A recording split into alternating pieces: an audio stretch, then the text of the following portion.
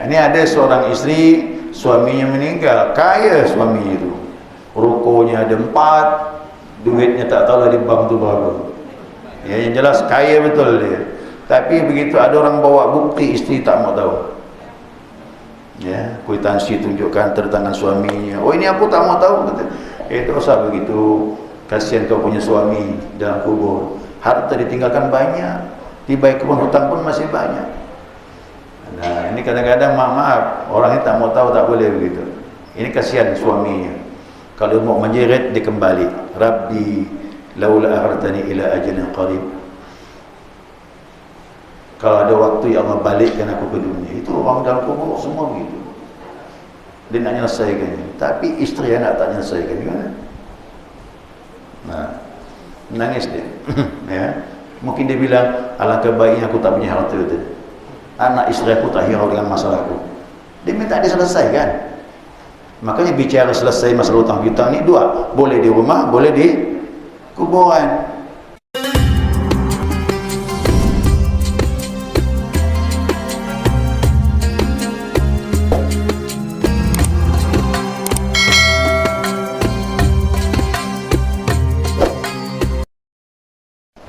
Bismillahirrahmanirrahim.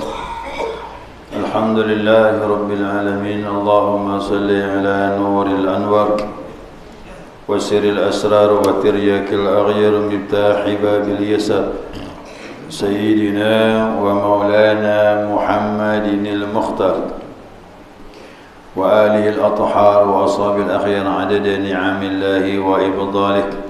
Subhanaka la ilma lana illa ma 'allamtana innaka antal alimul hakim. Allahumma dzakirna ma nasina wa 'allimna ma jahilna wa la hawla wa la quwwata illa billahil 'aliyyil 'azim. Qala musannif rahimallahu ta'ala wa nafa'ana bi 'ulumihi fid dharain amin. Jamaah salat subuh rahimakumullah. Assalamualaikum warahmatullahi wabarakatuh. Alhamdulillah, senantiasa kita maturkan pujian dan syukur kita kepada Allah atas limpahan rahmah hidayahnya. Subuh ini atas izinnya kita dapat melanjutkan kajian kita, mudzakarah kita, panduan kitab Bulughul Maram. Masih berhubungan dengan salat jenazah. Ya, hadis berikutnya wa anhu radhiyallahu an, dan darinya sini kembali kepada hadis sebelumnya, yaitu dari Abi Hurairah radhiyallahu anhu. Karena hadis sebelumnya kan wa an Abi Hurairah tu, belakang itu yang kemarin, yang terakhir.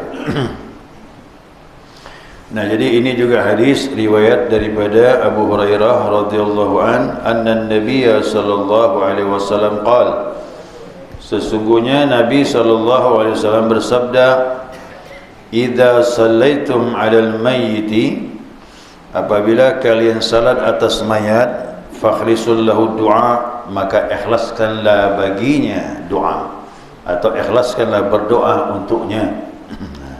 Rawahu Abu Daud, ini hadis riwayat Abu Daud, wa sahhahu Ibnu Hibban, dan disahihkan oleh Ibnu Hibban. Yang lalu bicara tentang doa.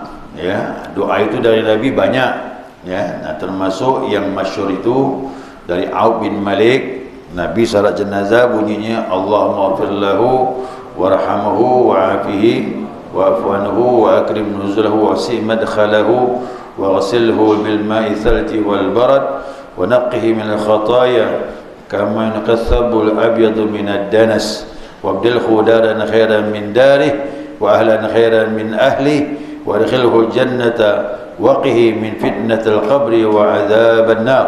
Rawahul Muslim. Ini hadis yang masyhur.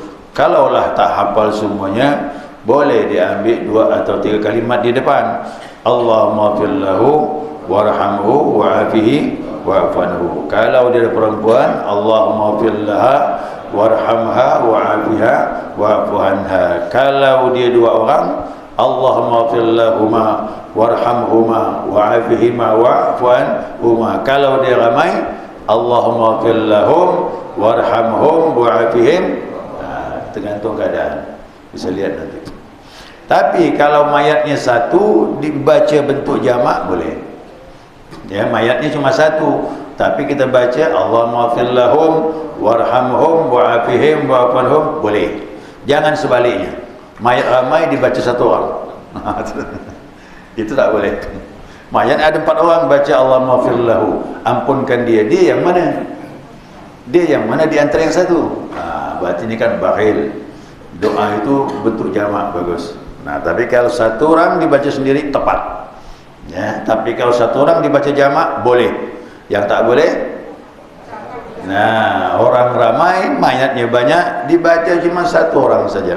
Itu yang tak diperbolehkan. Ada pilihan yang kedua dari Nabi SAW. Allahumma fil hayyina wa mayyitina wa syahidina wa ghaibina wa saghirina wa kabirina wa dzakarina wa unthana.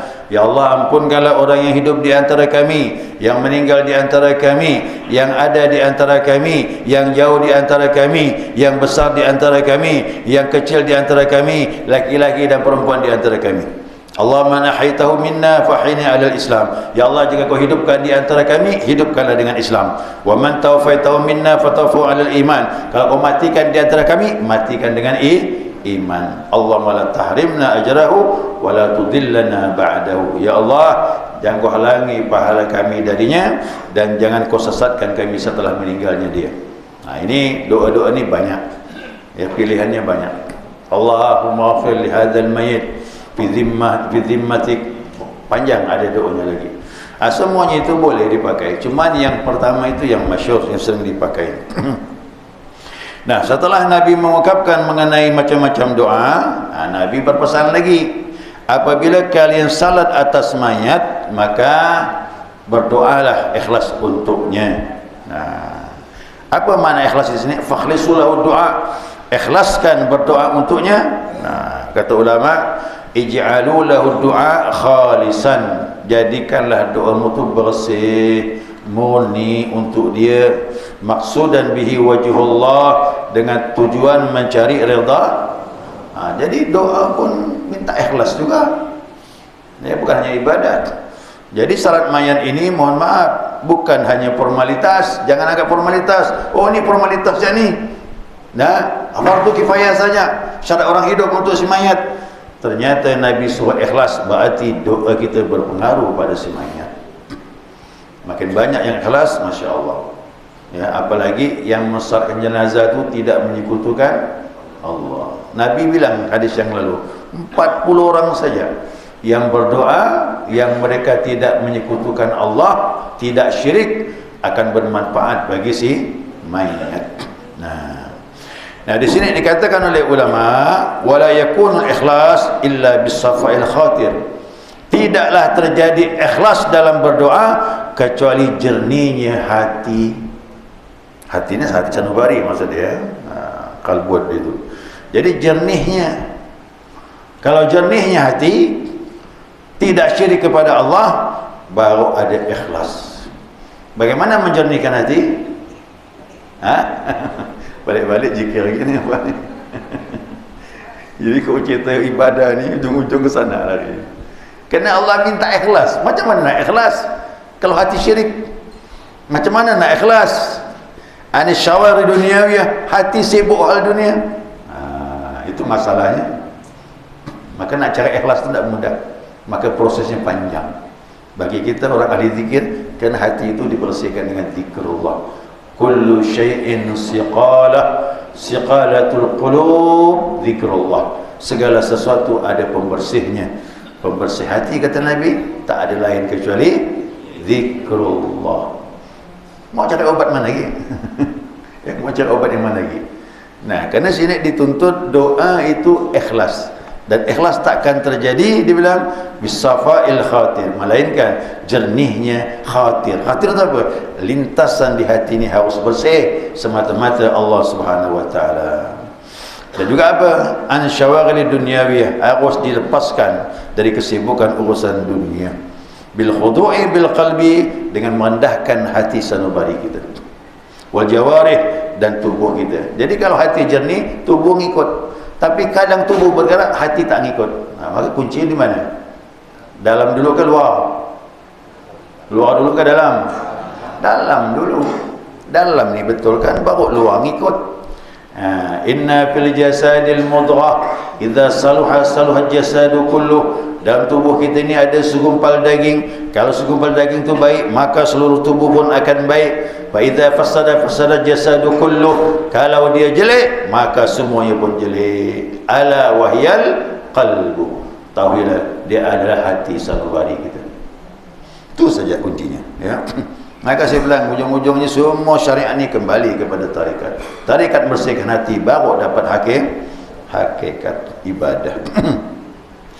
Wa qawluhu lahu, nah, untuknya, untuk si mayat tadi, maknanya apa? Li ajli qabul syafaati fi, dengan sebab agar syafaat doa tersebut diterima oleh Allah Subhanahu wa taala. Jadi kalau ada ikhlas, berarti doa kita dijabah Allah dan berpengaruh kepada si mayit. Apalagi Nabi Muhammad SAW, yang 40 bab yang kemarin-kemarin, kata Nabi bilang dia dihimpit oleh bumi, tapi Allah longgarkan kerana doaku, kata Rasulullah. Bagaimana doa Nabi? Pastilah ikhlas. Tidak ada hati yang paling suci di dunia ini, nomor satu, kecuali hatinya Nabi Muhammad SAW. Nah, rohani Nabi itu kan paling suci. Maka Nabi kau berdoa, ijabah langsung. Nah, Nabi tidak mau doanya sia-sia. Makanya Nabi waktu mayat ada hutang, tak mau ada salat jenazah. Kenapa? Sayang doaku ni ijabah, kata Nabi. Tapi ni mayat punya hutang, gimana? Jadi Nabi tak mau sia-sia berdoa. Maka bersihkan urusannya, tak ada masalah, baru aku mendoakannya. Itu maksud Nabi. Nah, jadi al-musalli 'alal mayyit syafi'un lahu. Jadi orang yang salat ini kepada mayat, dia akan mengharapkan, meminta syafaat bagi si mayat tersebut. Yuridu qabul syafa'atahu fihi, dengan harapan agar syafaat doa tersebut diterima oleh Allah Subhanahu wa taala. Maka selayaknya dibilang al-mubalaghah fi doa, bersungguh-sungguh dalam berdoa. Kita juga begitu hendak gantung mayat tu, kita hari-hari doa tu kau tak sungguh-sungguh, tak dijabah Allah. Allah tidak terima doa min qalbin ghafil, hati lalai. Doa formalitas ya. Tahu apa formalitas? Cuma doa, tapi di sini tak ada kesungguhan. Tak ada percaya penuh dengan Allah Subhanahu wa taala. Padahal kata Nabi, doa itu pasti diijabah. Ya, dengan 4 kemungkinan, 3 kemungkinan. Yang pertama, segera cash langsung. Hari ini berdoa, minggu depan langsung keluar. Nampak buktinya. Itu cash ada. Ya. Macam orang kepingin ini, sebenarnya tiba-tiba datang yang diinginkan. Itu cash tu. Kadang-kadang bingung dia. Inilah yang aku mahu ni. Datang dah. Jangan bilang kebetulan. Siapa bilang kebetulan, syirik tu. Ya. Segala sesuatu berjalan bukan dengan kebetulan, tapi dengan izin Allah Subhanahu wa taala. Yang kedua, ditunda 4 tahun baru dikabulkan. Doa sekarang 4 tahun. Tahun berapa ni? 2005, 4 tahun. 2009 baru dikabulkan. Masih dekat tu. Masih dekat jaraknya tu. Nabi Musa 40 tahun. Nabi Musa, ya Allah, binasakan Fir'aun. Kapan dikabulkan? 40 tahun. Sabar Nabi Musa. Nah, jadi kapan dikabulkan? Itu menurut Allah, bukan menurut kita. Minggu depan kes, ada setahun depan, ada 3 tahun, ada 5 tahun. Nah, ada lagi yang ketiga. Tak diwujudkan doa tersebut, tapi diganti, dijauhkan dari bala. Nah, lepaskan dari bala. Minta rezeki tak muncul. Minta rezeki yang banyak. Hidup sederhana, ya dikasih Allah. Tapi sehat. Baguslah tu. Daripada banyak duit penyakitan, tu apa kan? Ini kan nanti habis duit untuk berobat. Badan sihat bisa ibadah, hidup sederhana lebih baik daripada kelebihan rezeki tapi maaf tak bisa ibadah, badan sakit, salatnya jamak terus, zuhur asar jamak, maghrib isyak jamak, kerana tak mampu salat tiap waktu. Kenapa? Sakit. Kok sakit ni dah lah, untung-untung bisa jamak. Ya, bukan jamak makanan, jamak salat. Jamak makanan lain, orang Melayu tu pada macam-macam penafsirnya. Jamak ya kata dia, pegang je kita. Apa jamak ni? Kualat nanti berjalan. Ya. Ya. Kemudian wal ikhlas, bersungguh-sungguh berdoa dan ikhlas. Fadzalika wa qad hadana Rasulul Karim ala dzalik. Nah, maka yang demikian itulah Nabi menganjurkan supaya kita mengikhlaskan dengan doa tadi, fakhrisu lahu du'a. Ikhlaskanlah doa kepada si mayat. Wal amrul istihbab, ini urusan anjurannya sunnah. Ya, sunnah. Nah, jadi saya mau tanya ke jamaah.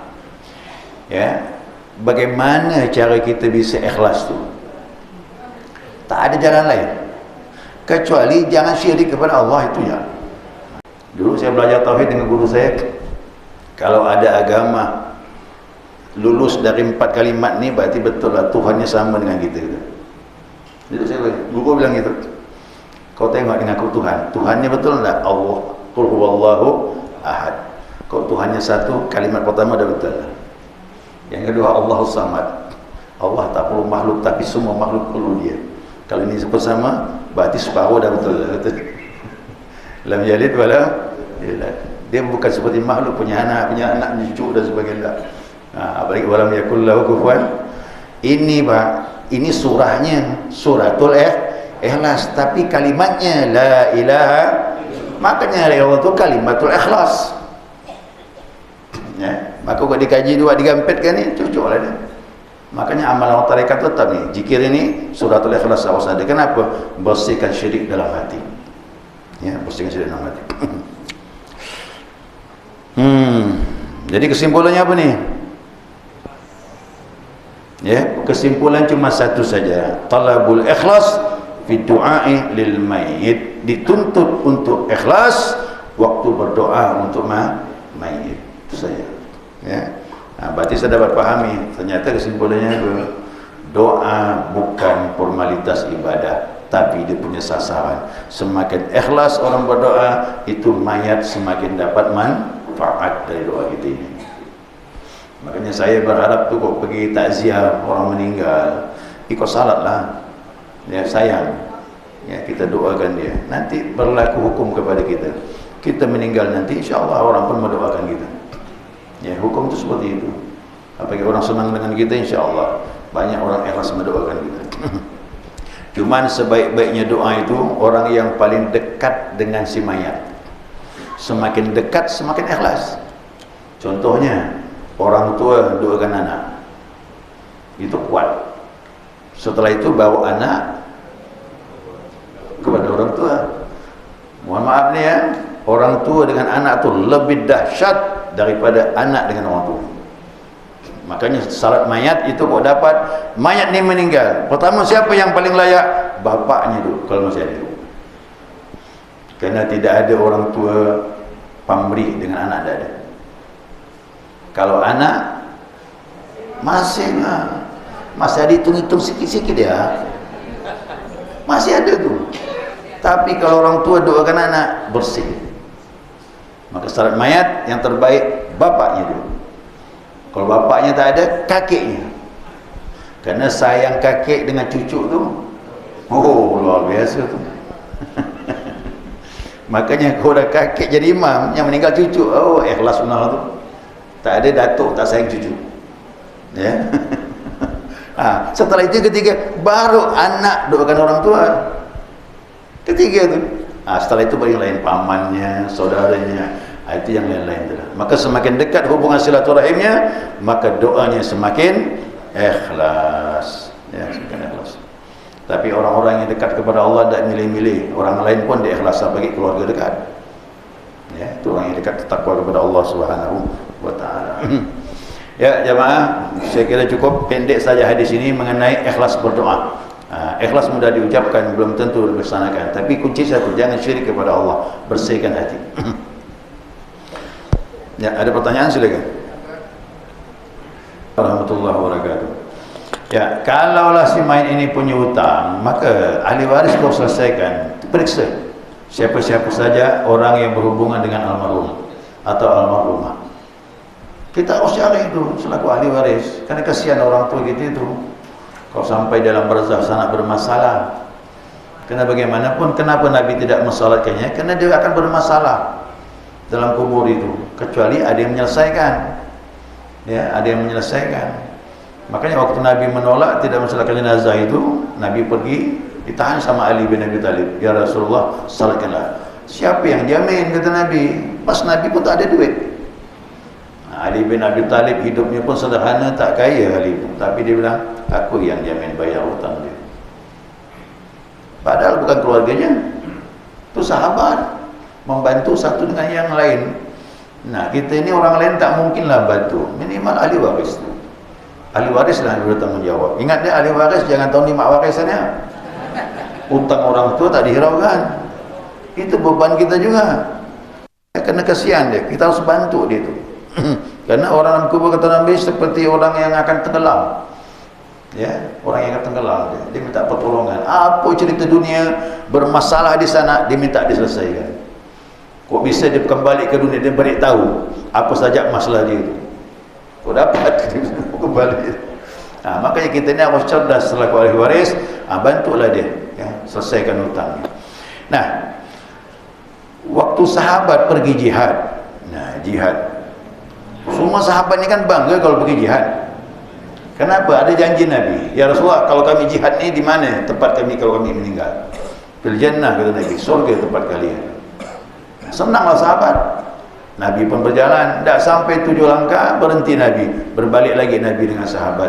Illa dain, kecuali hutang, kata Nabi. Terkejut ke sahabat kan? Nabi melangkah, tak sampai 7 langkah berhenti lagi. Berbalik Nabi beritahu, illa dain, kecuali hutang, kata Nabi. Nah, ya, nafsul mu'min mu'allakun biddain hatta yuqda anhu. Diri seorang mukmin itu tergantung hutangnya sampai diselesaikan oleh ahli waris dia. Nah, jadi ahli waris ni yang bertanggung jawab, ya, dia harus selesaikan, dia harus tahu, cari tahu siapa saja almarhum berhubungan dengan orang yang ada hubungan hutang. Cuma hutang ni kok memang kau dapat ada saksinya. Makanya suami ni, kalau ada bisnis sama orang terkait masalah, boleh sampaikan dengan anak ataupun isteri. Kita tak tahu umur, nanti kita meninggal, mereka lah bisa menyelesaikan. Ya, mereka bisa menyelesaikan. Nah, ini ada seorang isteri, suaminya meninggal, kaya suami itu. Rukonya ada 4, duitnya tak tahu dari bank tu berapa. Ya, yang jelas kaya betul dia. Tapi begitu ada orang bawa bukti, isteri tak mau tahu. Ya, kwitansi tunjukkan tertangan suaminya. Oh, ini aku tak mau tahu, kata. Tak usah begitu. Kasihan kau punya suami dalam kubur. Harta ditinggalkan banyak. Tiba kebun hutang pun masih banyak. Nah, ini kadang-kadang maaf, orang ini tak mau tahu, tak boleh begitu. Ini kasihan suaminya. Kalau mau menjerit, dia kembali. Rabbi laula akhartani ila ajalin qarib. Kalau ada waktu, ya Allah, balikkan aku ke dunia. Itu orang dalam kubur semua begitu. Dia nak menyelesaikannya. Tapi isteri anak tak menyelesaikan juga. Nah, menangis dia. Ya. Mungkin dia bilang, alangkah baiknya aku tak punya harta itu. Anak isteri aku tak hirau dengan masalahku. Dia minta diselesaikan. Makanya bicara selesai masalah hutang piutang ni 2. Boleh di rumah, boleh di kuburan. Nah, maka Nabi selesaikan dulu. Kau dapat sebelum salat, selesai dah hutang tu. Kalau dapat, cuman kan waktu kan mepet. Mepet sekali waktunya itu. Nah, adalah nantilah setelah penanaman. Nah, dengan tunggu siapa yang datang dan sebagainya. Maka hutang piutang itu dapat istri atau anak yang tahu. Ya, diselesaikan nanti. Nah, satu lagi saya tambahkan, bagaimana kalau si mayat ini tak mampu bayar hutang? Nah, ini lain masalah. Dulu dia hidup betul-betul kepepet, perlu betul mendesak, dia berhutang. Dan dia ikhlas kalau ada duit, insya-Allah dengan kuat hati akan dibayar. Tapi ajal duluan. Bagaimana ni? Nah, saya ada ketemu sebuah hadis. Kata Nabi, siapa yang berhutang kena sangat mendesak, kemudian dia niat untuk membayar, tapi keduluan ajal, hari kiamat Allah yang bayarkan hutangnya. Tapi ingat, innamal a'malu, niatnya harus betul. Ini Allah, udahlah hutang, duitnya ada, dimain-mainkan ya. Nantilah, padahal udah jatuh tempo. Ini kan ngeles nih, mengelak, ya, menghindar. Tidak boleh begitu. Udah cukup waktunya, duit ada, cepat bayar. Yang begini tak ada maaf dari Allah di hari kiamat ni. Berat ni. Ya, dia mampu membayar tapi sengaja menunda-nunda, datang ajal, hari kiamat naas dia. Ini berat, hak orang mesti tunaikan. Kerana dia mampu. Yang pertama tadi lain masalahnya, dia tak mampu tapi ikhlas ingin membayar dan hutang sifatnya mendesak. Itu Allah yang bayarkan di hari kiamat nanti insya-Allah. Apa kita baca sikit? Itu terkait dengan si ahli waris atau banyak yang hutang. Sekarang kalau ada orang lain berhutang dengan kita, lalu si ini meninggal, itu apa kewajiban ahli waris untuk menagih atau akan mengikhlaskan kewajiban tersebut? Kalau berhubung Mayat berhutang dengan kita. Mayat berhutang dengan orang, ada orang yang berhutang dengan mayat. Orang berhutang dengan Si mayat. ya. Berarti orang yang berhutang tadi bayar kepada ahli waris. Karena harta itu menjadi hak ahli waris.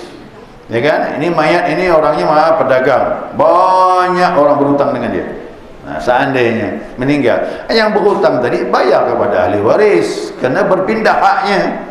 Kalau meninggal seseorang, maka harta semuanya itu pindah kepada ahli waris, termasuk piutang. Piutang itu orang yang berhutang dengan mayat. Maka bayarlah kepada ahli waris. Hadir. Ahli warisnya mengikhlaskan itu. Itu alhamdulillah lah. Alhamdulillah. Kalau diikhlaskannya kan begitu. Sekarang begini, mayat punya hutang, kita ini piutang yang balikkan hutang. Ya, kita boleh nagih kepada si mayat, tapi kalau si mayat tak mampu bayar gimana? Bisa ikhlaskan? Tengoklah Pak Ustaz nilainya. Kalau 30 juta tu berat ke? Jadi kalau ikhlas apa? 100,000 saya ikhlaskan. Itu kembali kepada masing-masing. Itu bukan urusan dia tu. Ya. Jadi ini harus diperiksa semua saja. Yang berhutang, yang mengutangkan, diperiksa semua itu. Bukan gampang mengikhlaskan tu. Nilai besar, aduh, maju mundur kan. Ada ibu-ibu tu dah. Lepas tu di Gang Rambai dulu. Sudah Pak Ustaz saya dia. Si Ano tu hutang dengan saya. Udah 3 tahun dah Pak Ustaz. Jadi macam mana? Saya bilang susah juga Bu. Orang ni kalau memang dah ada niat tak mau bayar tu, ada je alasan. Ibu mau sabar. Oh, dah puas sabar dah Pak Ustaz. Omongan saya ni nyinggung-nyinggung pun dia tak terasa disinggung. Sedikit kasar pun dianggap biasa-biasa dia kata dia. Jadi macam mana lah Pak Ustaz? Macam mana? Ikhlasan bisa Bu? Mana bisa kata dia. Dia orang mampu, mobil ada, motor ada. Itu urusan hari kiamat lah tu dah. Berat tu Pak. Ya subhanakallahumma wa bihamdika asyhadu an la ilaha illa anta astaghfiruka wa atubu ilaik. Allahumma salli ala Muhammad